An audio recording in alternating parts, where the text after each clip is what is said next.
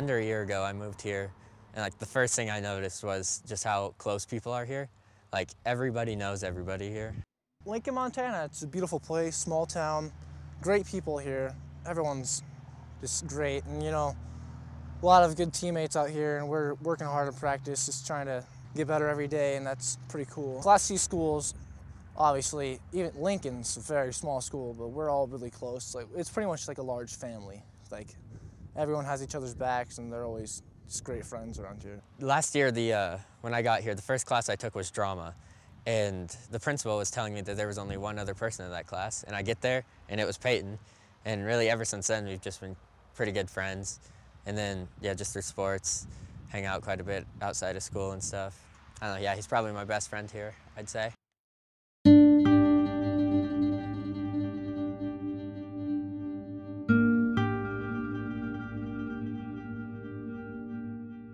I was actually with him when he heard about it. We were at my house about to leave town, and one of the other seniors called me and said we need to come back to the school because there was an emergency. Thursday, I was going to actually visit the U of M. I was going to tour it, and I got a call saying that my dad had a heart attack, and obviously that's not something you want to hear when you wake up in the morning. But so we went down to Helena, where he lives, and we went to St. Peter's Hospital and got to see my dad, you know.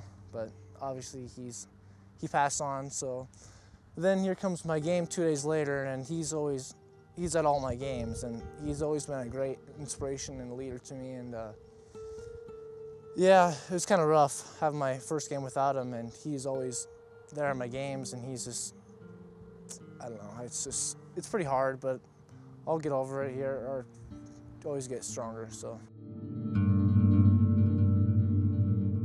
I just felt it as a young kid. If I had lost my dad at that age, I'd have been pretty heartfelt, and I'm not sure where I'd have been. But the guy showed up after, I don't know if he had a family meeting or what, but he showed up, come to the practice field. He seemed to be in really good spirits. I asked him if he was going to practice on Friday, and he said he'd be here and he'd play in the game. It was kind of tough.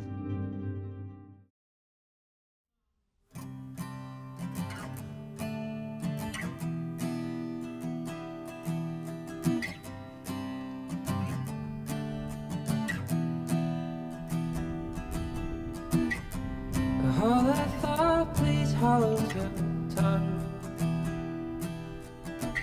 There's still a chance to not say something that can't be undone. Though we both know how this will end. Now let's hold back our words and make some time and make pretend like you still love me. I'm always looking to see when he shows up to the game, and you know, and my sister and my mother were there, and yeah, it's pretty tough just noticing that he's not there. I mean, he's a pretty big presence. His dad had been at every single one but one of our games. He came, he supported us, he yelled louder than anybody else on the sidelines. He's a really cool guy.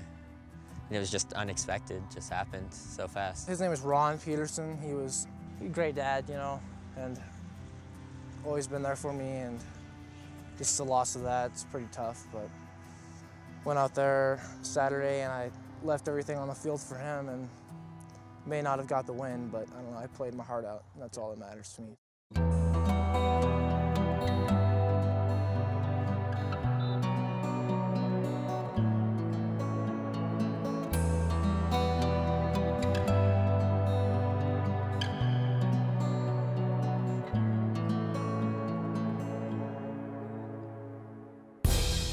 At the end of the ball game, both teams, we did our normal handshakes, and we all got into a very large circle to have a little prayer and honor the player that had lost his father.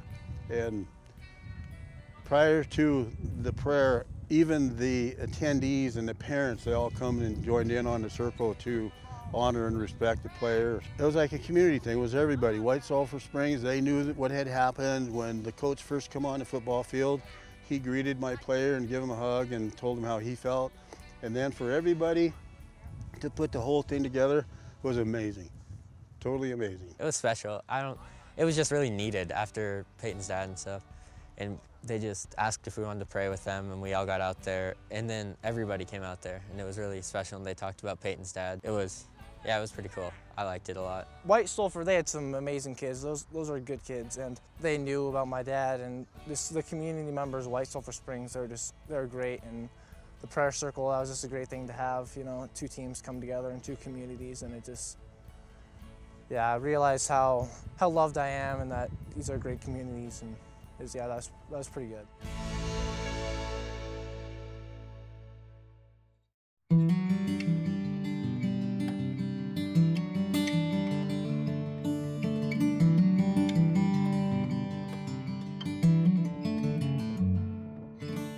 We're separated by a couple of white lines on the gridiron, but totally we're a family, and we feel for each other. We'll work for each other, try to help each other out. I think it just makes it better for everybody. It's a small town America.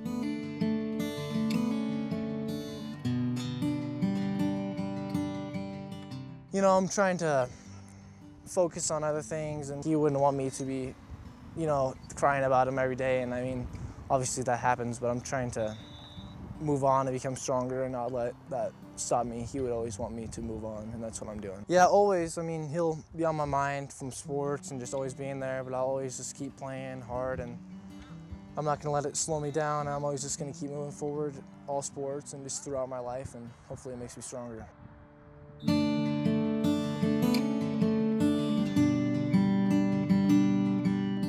I want to see him get, you know, just stats, just touchdowns, interceptions on defense, tackles, sacks.